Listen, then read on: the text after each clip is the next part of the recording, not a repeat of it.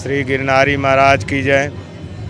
आज हम लोग गिरनार क्षेत्र में महाशिवरात्रि मिनी कुंभ मेले के अवसर पर एकत्रित हुए हैं और यहाँ बहुत दूर दूर से महात्मा आए हैं जो पशु पक्षियों और प्राणियों से भी प्रेम करते हैं। हम भी पक्षियों को बहुत चारा डालते हैं। मेरे यहाँ बहुत सारे पक्षी आते हैं, मोर है, तोता है, पोपट है, तीतर है, बहुत सारे हैं। कोई बिल्ली, कुत्ते, गाय, सबकी सेवा हम लोग करते हैं। हम लोग सबका भला चाहते हैं। लास्ट में हम लोग आरती वारती के बाद में नगर बस्ती की जय बोलते हैं, नगर खेड़े की जय बोलते हैं। हम लोगों का अध्यात्म में नित्य जो है निरंतर चिंतन में हम लोग व्याप्त रहते हैं और कल्याण की कामना करते हैं। हम लोगों की संकल्प शक्ति, हमारे महात्माओं की संकल्प शक्ति बहुत तेज होती है। यहाँ जो गिरनार में जो है कहते हैं वो सब हो जाता है, इसलिए लोग यहाँ बहुत भारी मात्रा में हर एक साल बढ़ते रहते हैं। यहाँ महात्माओं के वचन कभी खाली नहीं जाते। दत्त भगवान यहाँ जो है तलहटी में आकर के किसी न किसी रूप में यहाँ उपस्थित होते हैं। ध्वजारोहण के बाद आज ध्वजारोहण था भावनाथ महादेव में, और जूना अखाड़ा, आवाहन अखाड़ा, अग्नि अखाड़ा, भारती आश्रम और इंद्र भारती आश्रम, किन्नर अखाड़ा आदि सभी अखाड़ों में ध्वजारोहण हुआ और बहुत आनंद आया। सभी हर्षोल्लास से नज़र आए।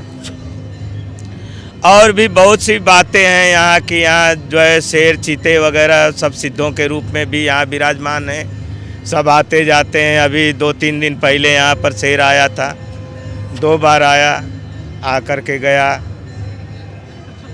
तो किसी को हानि नहीं पहुँचाते। सब जो निकृष्टि होता है, बहुत पापी होता है, उसी को यहाँ दंड प्राप्त होता है। यहाँ छूट नहीं मिलता। सब चीज़ का छूट है, लेकिन मर्यादा तोड़ने का कोई छूट नहीं है। मर्यादा में रह करके जो मर्जी सो करो, सब कुछ प्राप्त होगा। देने वाला एक ही है जिसके हजारों हाथ हैं, जो आकाश और धरती का स्तंभ है। उस पर विश्वास रखो, वही तुम्हारी प्राण आत्मा है, वही शिव हैं, वही जीव हैं, वही सनातन सत्य आदि देव परमेश्वर परमात्मा हैं, जिनको निरंजन देव भी बोलते हैं।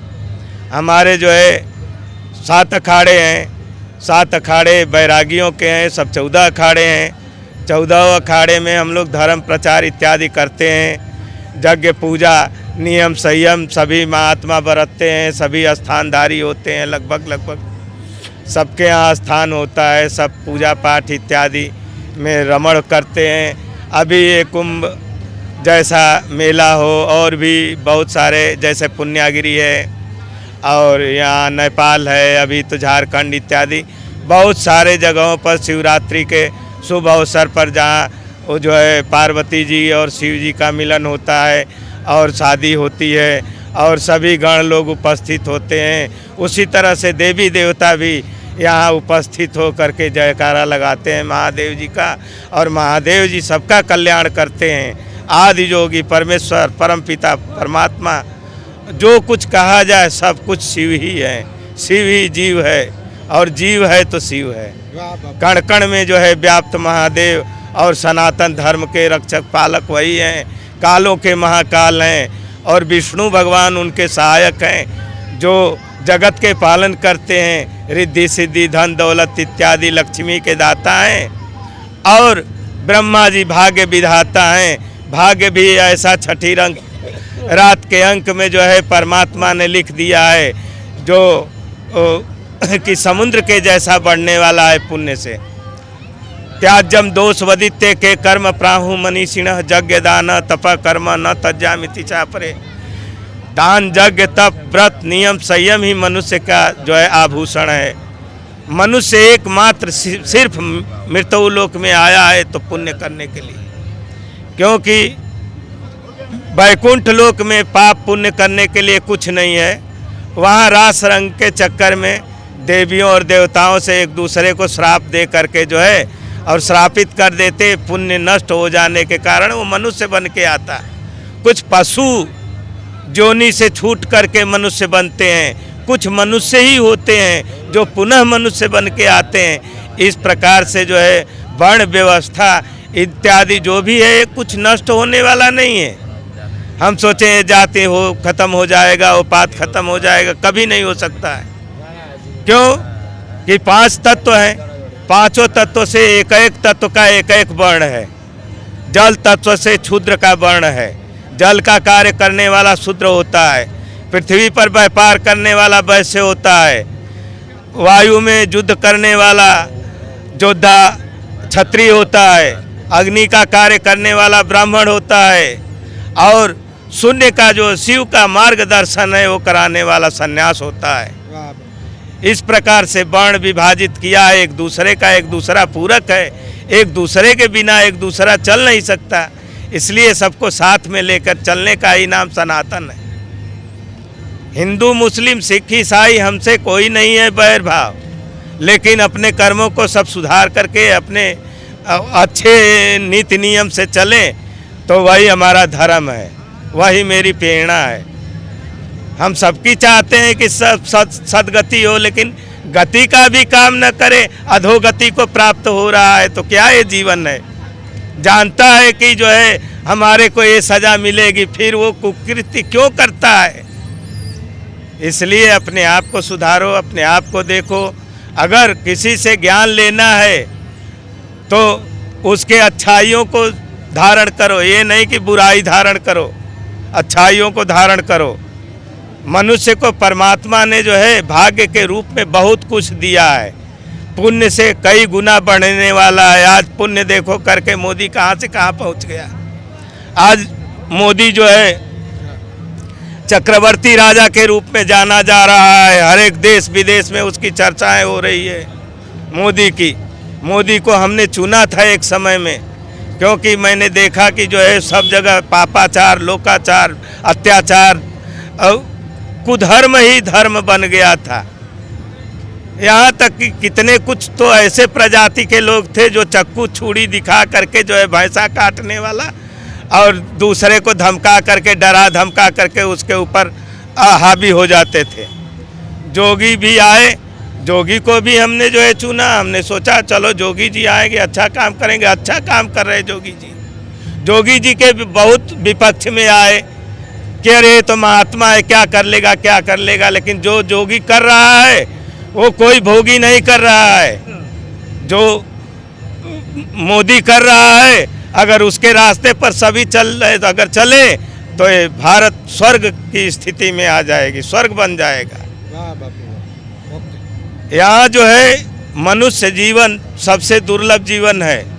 मनुष्य पुण्य करके और वैकुंठ की प्राप्ति करता है। मनुष्य पुण्य से ही जगत का पालन करता है, जगत में उसका नाम होता है, चर्चा होता है।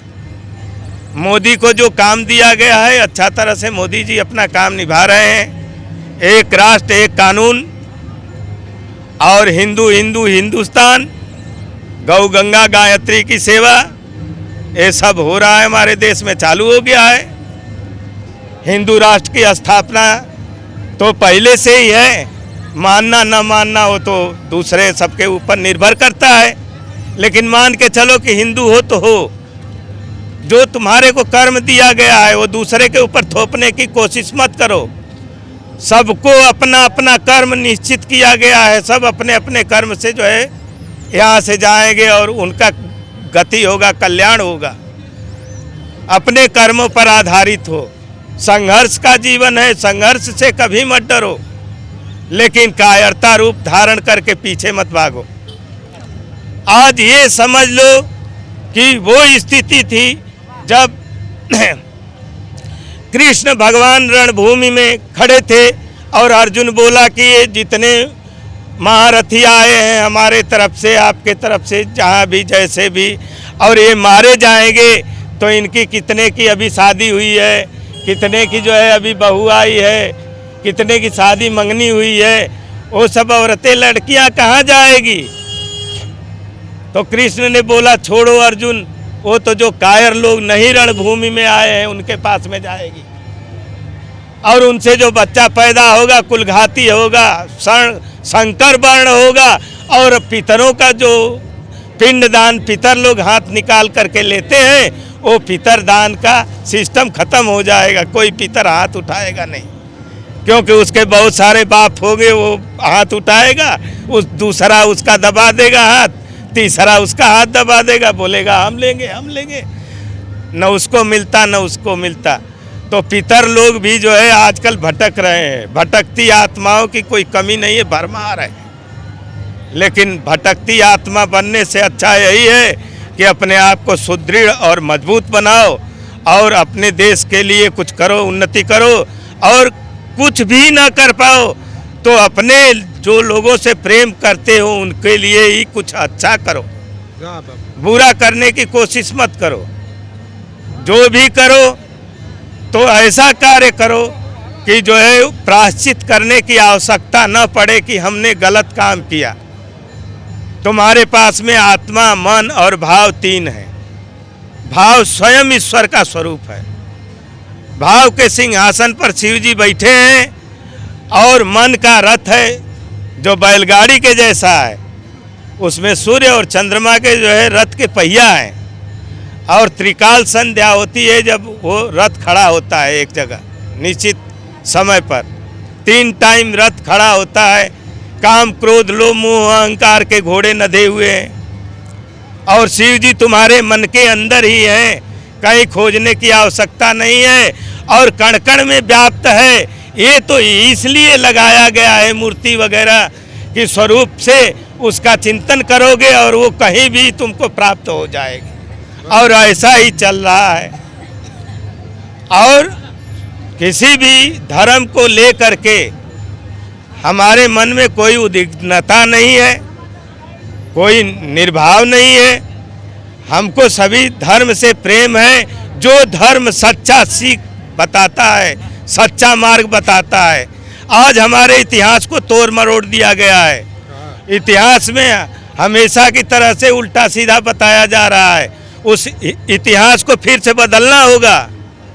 संविधान में जो गलत लोगों को छूट मिल रही है उसके लिए कड़ा से कड़ा प्राविधान बनाना पड़ेगा, तभी ये देश चलेगा। जीव जंतु के जैसे मारे जा रहे हैं, मार मच्छरों के जैसे पैदाइश हो रही है, ये सब पर लगाम लगाना पड़ेगा। ज़्यादा जो है हथियार भी बनाना ये भी ठीक नहीं है। जो रेडिएशन है उससे जो है कोरोना आदि इत्यादि रेडिएशन से लोग मर रहे हैं। नाना प्रकार की बीमारियां रेडिएशन से हो रही है। इसका इलाज बिना डॉक्टर के सिवा कहीं कोई कर नहीं पा रहा है। आखिर कारण क्या है कि देसी दवाई काम नहीं कर रही। तो रेडिएशन से बचना होगा।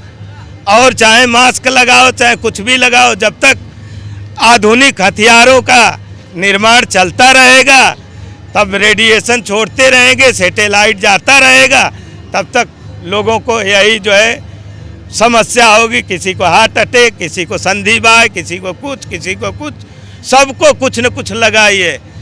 पहले बच्चों को टीबी नहीं होता था, कैंसर नहीं होता था, अब तो पैदाइशी टीबी, कैंसर, ये वो, किसी का कोई आयु निश्चित ही नहीं है कि हाँ इसको ये होगा उसको वो होगा। उम्र समय कोई निश्चित नहीं है। लोग तो मान लेते हैं कि चलो भाई पिछले जन्म का बुरा कर्म किया था इसलिए भोग रहा है, लेकिन ये भी उचित कहाँ तक है। ये संसार नाशवान है लेकिन सत्कर्म का साधन तो है। आज अगर ये संसार नहीं होता तो हमको रोटी भी नहीं मिलती, न कपड़े मिलते, हम लोग जंगली के जंगली ही होते। तो संसार भी चाहिए, सब कुछ चाहिए, लेकिन उसका उपयोग सही चाहिए। अपने आप को निरंतर हमेशा एक चित हो करके एक कर्म में पहले लगा करके एक कर्म पूरा करो, फिर दूसरे में जाना।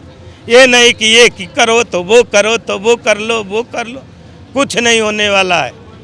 एक को साधे सब सधे और सब साधे सब जाए। तो एक को साधो और अपने विचारों को जो है आध्यात्म के तरफ ले जाओ। अच्छे लोगों का संगत करो। अच्छे लोग मिले तो समझ लो तुम्हारे अच्छे दिन आने वाले हैं। बुरे लोग मिलते हैं तो बुरा स्थिति आती है, बुरा मन हो जाता है। इसलिए बुराइयों से दूर रहो। अच्छाई अगर तुम रखोगे तो तुम्हें कभी कोई कमी नहीं होगा। कमी कमीनों को होता है, सत्कर्मियों को कमी नहीं होता है। लोग कहते हैं अरे ये तो बाबा घड़ी बांध लिया, गाड़ी ले लिया, वो कर दिया, वो कर दिया। अरे उसने सत्कर्म किया है, उसने पुण्य में डाला है तो उसको मिल रहा है। तुम भी डाल के देखो, जिस दिन तुम्हारे पाप पुण्य के मटके में से एक मटका भर जाएगा, उस दिन तुमको सब कुछ दिखने लगेगा, जाहिर हो जाएगा। वाह बापू।